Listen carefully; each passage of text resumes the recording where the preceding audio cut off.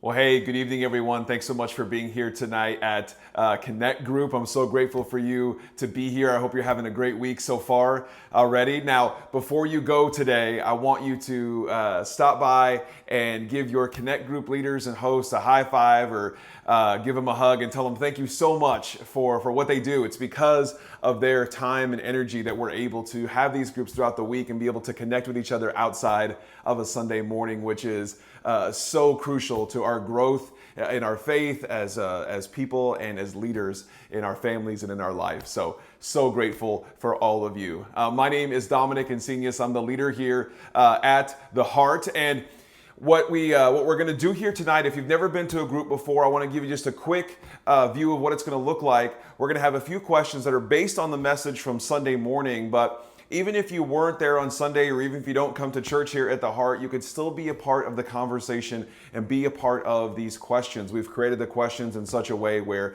they're related to the message, but not dependent on if you even heard the message on Sunday or not. So we started a brand new series on Sunday called Continuum. And what we're doing, we're going to explore this idea that there is this spiritual time continuum that God is on, and there's this earthly time continuum that we are on. And how our time, what we desire, what we want, we have this certain timing and it follows this pattern. But how God works, God steps outside of that. And right now means something different to God than it does to us. The future, the past mean different things to God than they mean to us. And so what we want to be able to do is explore the differences there and to understand what that looks like. To understand what that means for you, for the situations that you have going on. So as we go through some of these questions tonight, I want you to be thinking about what are some situations that you are dealing with? What are some changes that you have gone through? What are some changes that you think you're going through in the future? What are some changes that you're going through right now? How can you change and grow your perspective? And what we said this Sunday is I'm going to give you the end of the series before we do the rest of the week. So if you want to know what the end of the series, the whole point is going to be, I'm going to tell you right now, and that is that you are here. You are here. And I want you to say that to yourself throughout this week. I am here. We have our past and our future that are asking for our attention. They're pulling us back to who we were, or they're pulling us forward to who we hope to be, or maybe we're afraid of who we're becoming. But when all of that is in the middle of that, what we can say is we are here. I am here now. And that is where God is working, what God is doing. So our first question tonight is I want to talk a little bit about timing, and I want to know from you, I want you to describe a time or maybe tell me how you feel when God's timing doesn't line up with your timing. Maybe you prayed for something or hoped for something, and when you wanted it to happen, it didn't happen in that time frame. God's timing is different than yours. So I want to know when that has happened, if you care to share, and how that made you feel, how that affected you, and then maybe what did you do to change your perspective on that when that happened. So let's take a few moments to be bold and brave and to share, and we'll see what you guys think.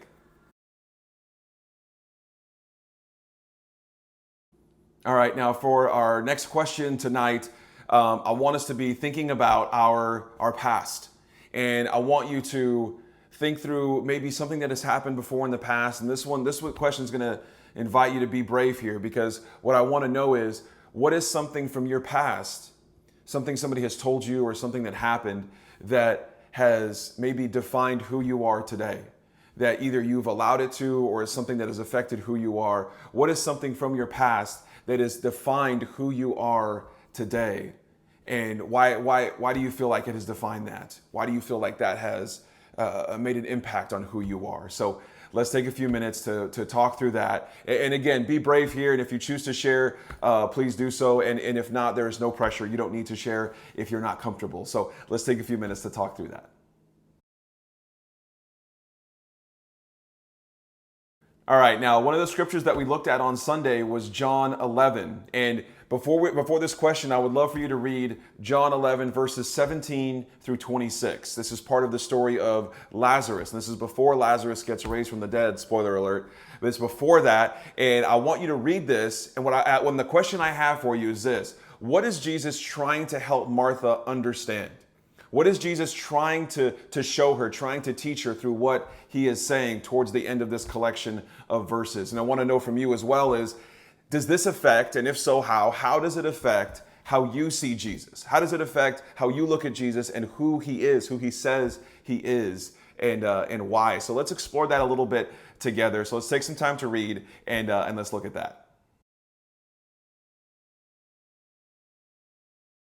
All right, now as we wrap up tonight, what we want to be able to do is take what we're talking about, what we're learning, and take it forward and put it into our lives, apply it into our life. So as we look forward to this week, I know you have a lot of things going on, but I want to challenge you this week. How will you remind yourself daily that you are here? How can each day can you tell yourself, I am here in each situation, in moments that matter, in the moments that are difficult? How can you say, I am here? How will you remind yourself to do that?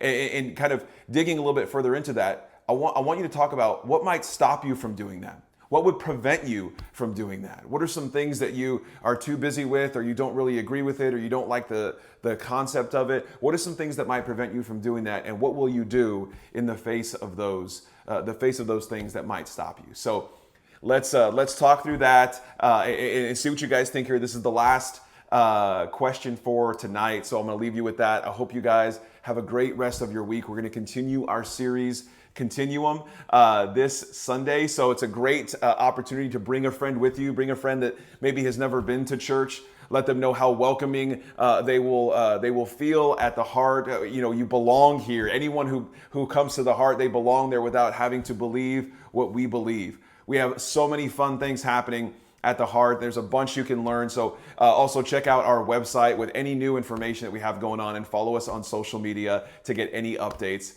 I hope you guys have a great rest of your week. Love you too much, and we will see you soon.